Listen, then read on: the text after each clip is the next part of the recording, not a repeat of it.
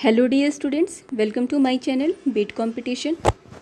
पिछले वीडियो में हमने संविधान से संबंधित कुछ महत्वपूर्ण तथ्यों को जाना था, जिसमें हमने संविधान सभा की बात की थी। संविधान सभा का निर्माण कब हुआ था, संविधान सभा का कार्य कितने दिन चला, उसके अध्यक्ष कौन थे और संविधान सभा में किस किस तरीके से कितने वाचन के बाद संविधान को तैयार किया गया और संविधान कब अंगीकृत किया गया, कब लागू किया गया। इन बातों को हमने पिछले वीडियो में बहुत डिटेल से जाना था। अगर आपने नहीं देखा है तो प्लेलिस्ट में जाकर के आप उस वीडियो को देख सकते हैं। आज की वीडियो में आइए जानते हैं अपने संविधान के बारे में 10 महत्वपूर्ण बातें। भारत राज्यों का संघ अर्थात भारत राज्यों का एक संघ है। यह संसदीय प्रणाली की सरकार वाला एक स्वतंत्र प्रभुसत्ता संपन्न समाजवादी लोकतंत्रात्मक गणराज्य है। यह गणराज्य भारत के संविधान के अनुसार शासित है, जिसे संविधान सभा द्वारा 26 नवंबर 1949 को ग्रहण किया गया तथा जो 26 जनवरी 1950 को लागू हुआ। हमारा संविधान विश्व का सबसे बड़ा संविधान है। विश्व में भारत का संविधान सबसे बड़ा लिखित संविधान है, सबसे बड़ा और लिखित। संविधान लागू होने के समय इसमें 395 अनुच्छेद, 8 अनुसूचियां और 22 भाग थे, जो वर्तमान में बढ़कर अभी 70 के लगभग पहुंच गए हैं। तो वर्तमान में अनुच्छेदों की संख्या 470 के लगभग है, 12 अनुसूचियां और 25 भाग हो गए हैं। साथ ही इसमें 5 परिशिष्ट भी जोड़े गए हैं, जो कि प्रारंभ में नहीं थे। संविधान का मसौदा, इसे मसौदा अर्थात ड्राफ्ट 29 अगस्त 1947 को भारत के संविधान का मसौदा तैयार करने वाली समिति की स्थापना हुई, जिसे प्रारूप समिति या ड्राफ्टिंग कमेटी के नाम से जानते हैं, जिसमें अध्यक्ष के रूप में डॉक्टर भीमराव अंबेडकर की नियुक्ति हुई। इसलिए डॉक्टर भीमराव अंबेडकर को संविधान निर्माता भी कहा जाता है। पिछले वीडियो में संविधान सभा के बारे में हमने डिटेल में बात की है, जिसमें हमने बताया था कि संविधान सभा की जब शुरुआत हुई, यानी संविधान सभा का जब गठन हुआ 1946 में, तो उस समय सदस्यों की संख्या 389 थी। लेकिन 15 अगस्त 1947 को देश के विभाजन के बाद जब पाकिस्तान अलग हो गया, तो हमारे संविधान सभा में सदस्यों की संख्या 299 रह गई, जिसमें से 284 सदस्यों ने 24 जनवरी 1950 को दस्तावेज पर हस्ताक्षर किए। इनमें 15 महिलाएं भी शामिल थीं।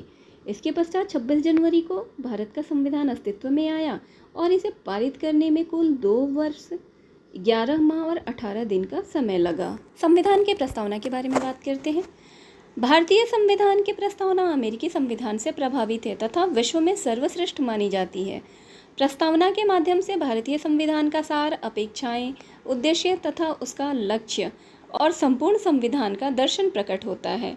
प्रस्तावना यह घोषणा करती है कि संविधान अपनी शक्ति सीधे जनता से प्राप्त करता है। इसी कारण प्रस्तावना की शुरुआत होती है, हम भारत के लोग, इस वाक्यांश से। संविधान के कुछ महत्वपूर्ण विशेषताओं के बारे में जानते हैं। भारत के संविधान की विशेषता है कि यह संघात्मक भी है और एकात्मक भी है। भारत के संविधान में संघात्मक संविधान की सभी उपयुक्त विशेषताएं विद्यमान हैं। दूसरी विशेषता यह है कि आपातकाल में भारतीय संविधान में एकात्मक संविधानों के अनुरूप केंद्र को अधिक शक्तिशाली बनाने के लिए प्रावधान निहित है।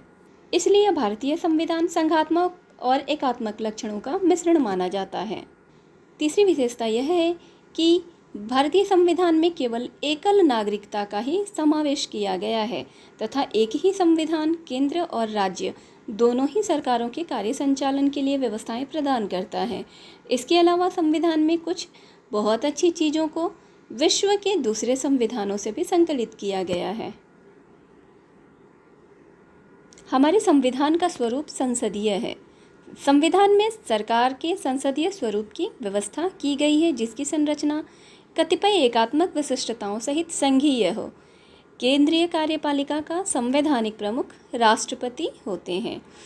भारत के संविधान की अनुच्छेद 79 भारतीय संविधान के आर्टिकल 79 के अनुसार केंद्रीय संसद की परिषद में राष्ट्रपति तथा 2 सदन हैं, जिन्हें राज्यों की परिषद अर्थात राज्यसभा तथा लोगों का सदन अर्थात लोकसभा के नाम से जाना जाता है। संविधान के आर्टिकल 74 के क्लॉज 1 में यह व्यवस्था की गई है कि राष्ट्रपति की सहायता करने तथा उसे सलाह देने के लिए एक मंत्रिपरिषद होगी, जिसका प्रमुख प्रधानमंत्री होगा। राष्ट्रपति सलाह के अनुसार अपने कार्यों का निष्पादन करेगा। इस प्रकार वास्तविक कार्यकारी शक्ति मंत्रिपरिषद में निहित है, जिसका प्रमुख प्रधानमंत्री है। संविधान के प्रमुख 3 बिंदु। भारत का संविधान 3 प्रमुख बिंदुओं पर आधारित है। पहला, राजनीतिक सिद्धांत, जिसके अनुसार भारत एक लोकतांत्रिक देश होगा।